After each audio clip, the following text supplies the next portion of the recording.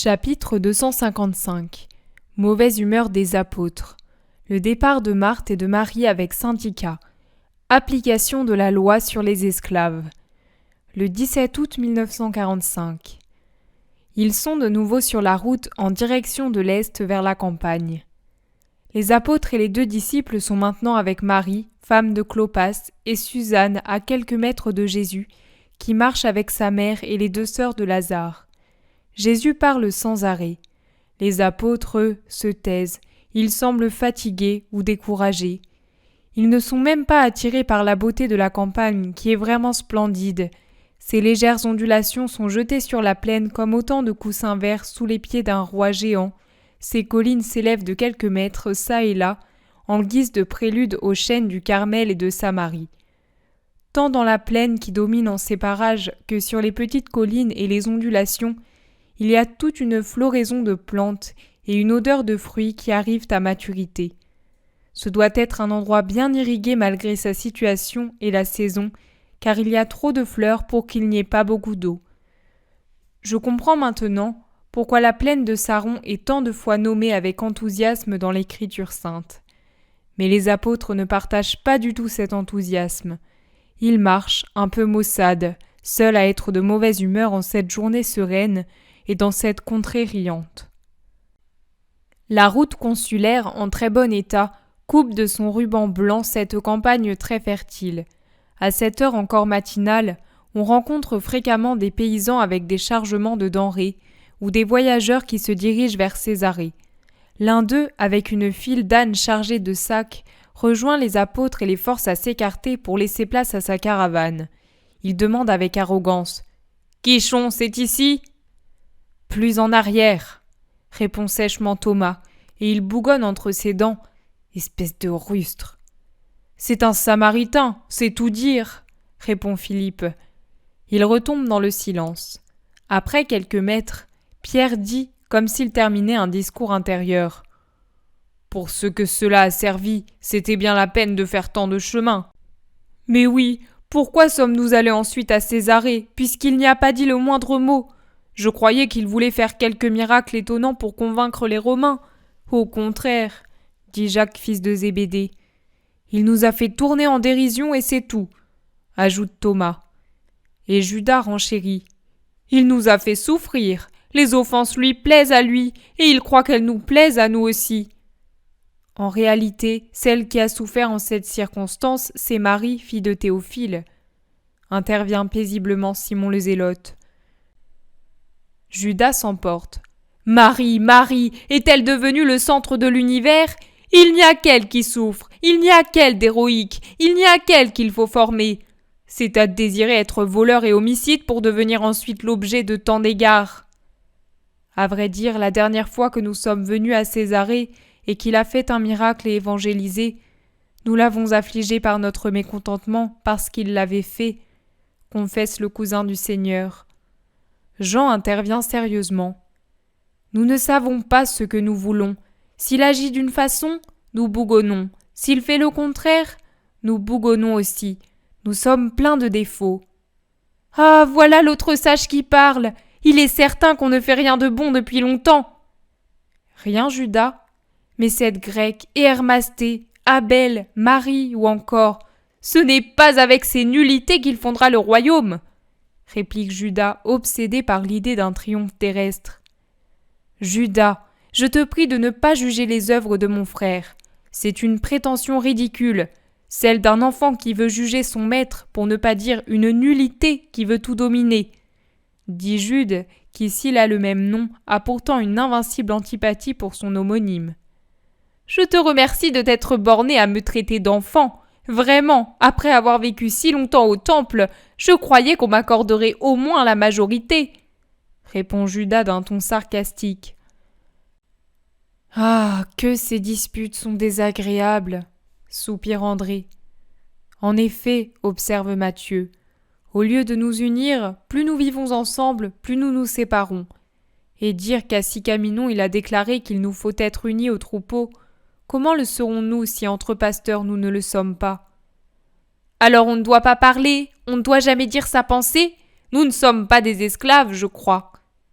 Non, Judas, réplique calmement Simon le Zélote. Nous ne sommes pas esclaves, mais nous sommes indignes de le suivre, parce que nous ne le comprenons pas. Moi, je le comprends très bien. Non, tu ne le comprends pas. Et comme toi, tous ceux qui le critiquent ne le comprennent pas, plus ou moins. Comprendre, c'est obéir sans discuter, parce que l'on est persuadé de la sainteté de celui qui guide. Ajoute Simon le Zélote. Ah, mais tu fais allusion à l'intelligence de sa sainteté. Moi, je parlais de ses paroles. Sa sainteté est indiscutée et indiscutable. Se hâte de dire Judas. Peux-tu séparer l'une de l'autre? Un saint possédera toujours la sagesse et ses paroles seront sages. C'est vrai, mais il fait des actes nuisibles, certainement par excès de sainteté, je l'accorde. Mais le monde n'est pas saint et Jésus se crée des ennuis. Par exemple, ce Philistin et cette Grecque, crois-tu qu'ils nous soient utiles? Eh bien, si je dois nuire, je me retire. J'étais venu avec l'idée de l'honorer et de faire quelque chose de juste, dit Hermasté blessé. Tu le peinerais de partir pour cette raison, lui répond Jacques, fils d'Alphée. Je lui laisserai croire que j'ai changé d'idée, puis je le saluerai et je m'en irai. Pierre s'emporte. Non, vraiment, toi tu ne t'en vas pas. Il n'est pas juste qu'à cause de la nervosité d'un autre, le maître perde un bon disciple. Mais s'il veut s'en aller pour si peu, c'est le signe qu'il n'est pas sûr de sa volonté. Laisse-le donc partir, répond Judas. Pierre perd patience. Quand il m'a donné Marziam, je lui ai promis de devenir paternel avec tout le monde, et ça me déplaît de manquer à ma promesse. Mais tu m'y obliges. Hermasté est ici et il y restera. Tu sais ce que je dois te dire? C'est toi qui troubles la volonté des autres et les rends indécis. Tu es une cause de mésentente et de désordre. Voilà ce que tu es, et tu peux en avoir honte. Pour qui te prends-tu? Pour le protecteur des... Parfaitement, tu as raison. Je sais ce que tu veux dire. Protecteur de la femme voilée, protecteur de Jean d'Andorre, protecteur d'Hermasté, protecteur de cet esclave, protecteur de tous les autres que Jésus a trouvés et qui ne sont pas de magnifiques exemplaires des pans du temple, ceux qui sont fabriqués avec le mortier sacré et les toiles d'araignée du temple, les mèches malodorantes des lumières du temple, ceux qui sont comme toi, en somme, pour rendre plus claire la parabole. Car si le temple est beaucoup, le maître, à moins que je ne sois devenu un imbécile, est plus grand que le temple, et c'est à lui que tu manques. Il crie si fort que le maître s'arrête, se retourne et s'apprête à quitter les femmes pour revenir en arrière. Il a entendu, il va avoir de la peine, s'exclame l'apôtre Jean. Non, maître, ne viens pas. Nous discutions pour tromper l'ennui de la route, se hâte de dire Thomas. Mais Jésus reste arrêté de façon qu'il le rejoigne. De quoi discutiez-vous donc? Encore une fois, dois-je vous dire que les femmes vous sont supérieures? Ce doux reproche touche tous les cœurs, ils baissent la tête et se taisent. Mes amis, ne soyez pas un objet de scandale pour ceux qui naissent seulement maintenant à la lumière. Ne savez-vous pas qu'une imperfection en vous nuit davantage à la rédemption d'un païen ou d'un pécheur que toutes les erreurs du paganisme? Personne ne répond, car ils ne savent que dire pour se justifier ou pour ne pas accuser.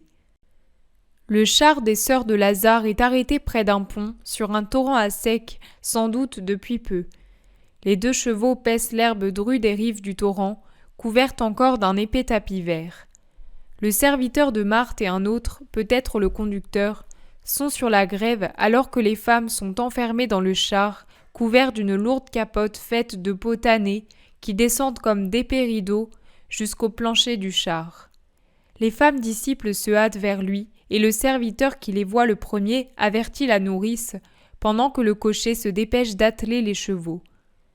Entre-temps, le serviteur court vers ses maîtresses et s'incline jusqu'à terre. La vieille nourrice, une belle femme au teint olivâtre mais agréable, descend lestement et se dirige vers ses maîtresses.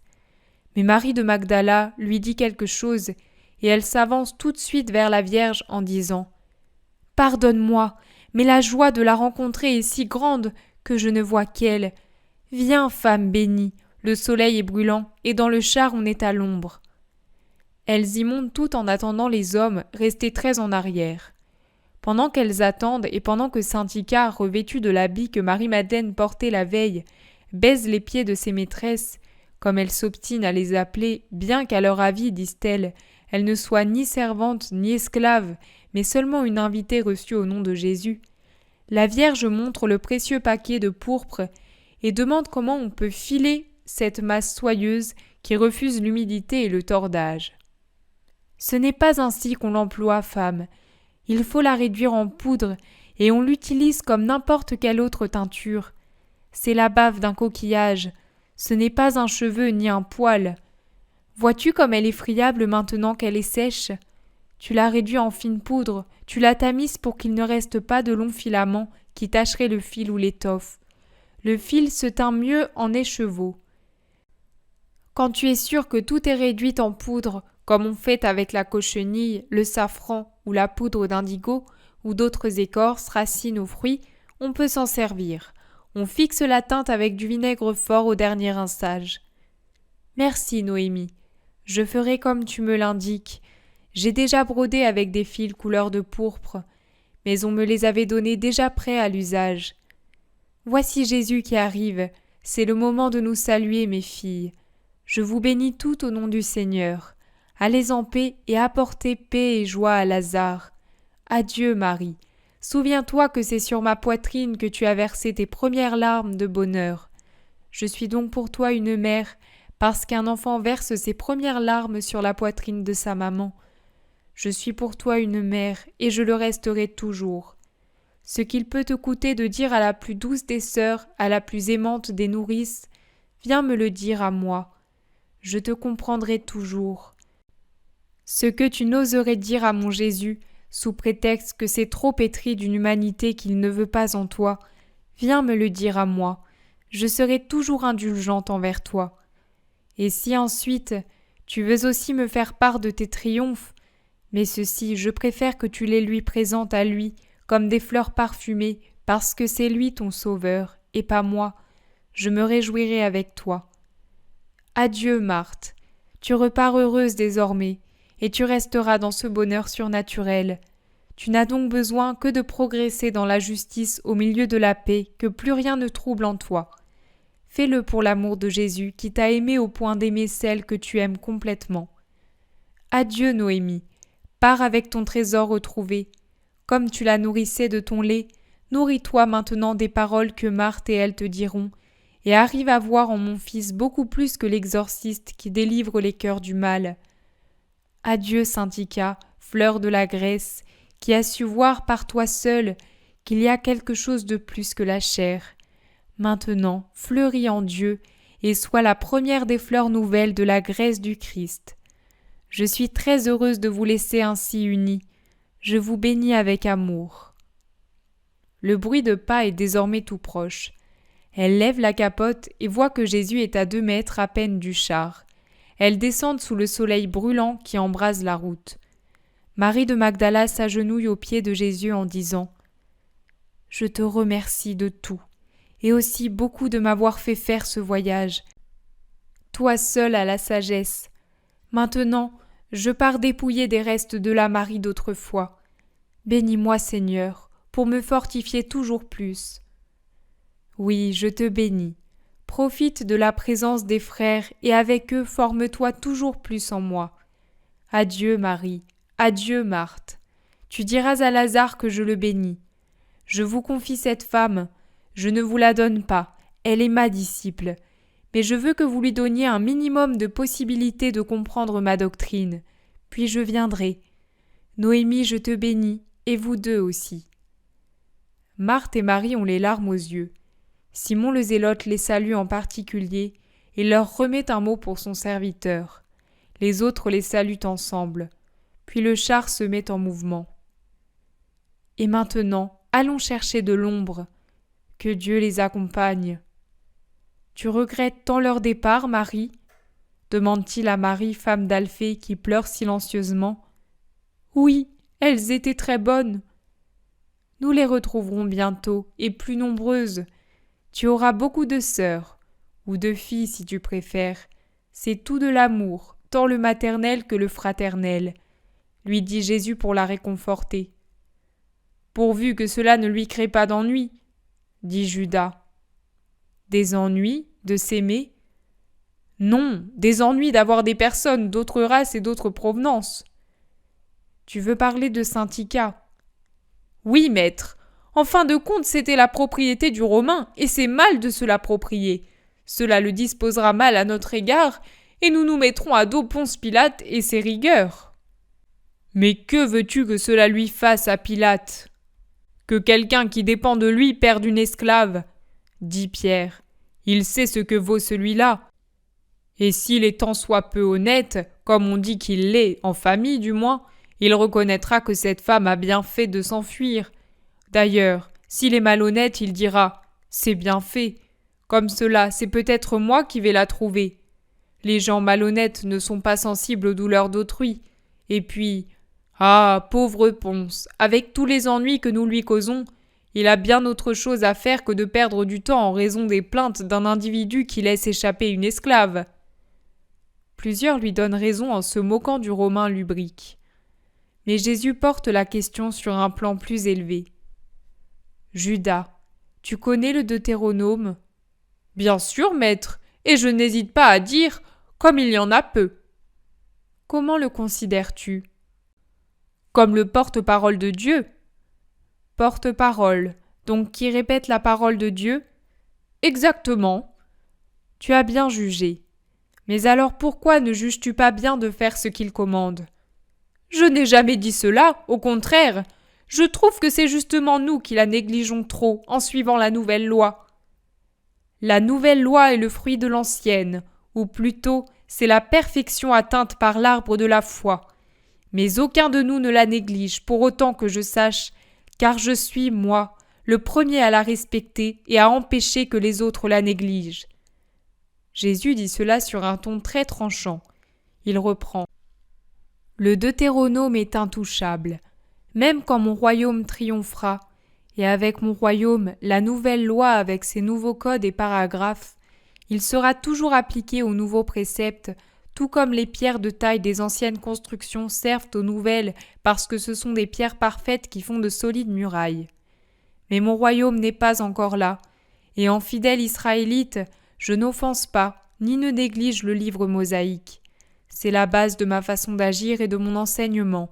C'est sur la base de l'homme et du Maître que le Fils du Père fait reposer la céleste construction de sa nature et de sa sagesse. Dans le Deutéronome, il est dit « Tu ne remettras pas à son maître un esclave qui s'est réfugié auprès de toi. Il demeurera avec toi à l'endroit qu'il jugera bon. Il sera en paix dans une de tes cités, et tu ne l'affligeras pas. » Cela s'applique au cas où quelqu'un est contraint de fuir un esclavage inhumain. Dans mon cas, dans celui de Saint-Ika, il s'agit d'une fuite, non pas vers une liberté limitée, mais vers la liberté illimitée du Fils de Dieu. Et tu veux que sur cette alouette qui a échappé au filet des chasseurs, je jette de nouveau le filet pour la rendre à sa prison, pour lui enlever jusqu'à l'espoir après la liberté? Non, jamais. Je bénis Dieu de ce que, tout comme notre voyage à Andorre a amené ce fils au Père, le voyage à Césarée m'ait amené cette jeune fille pour que je la conduise au Père.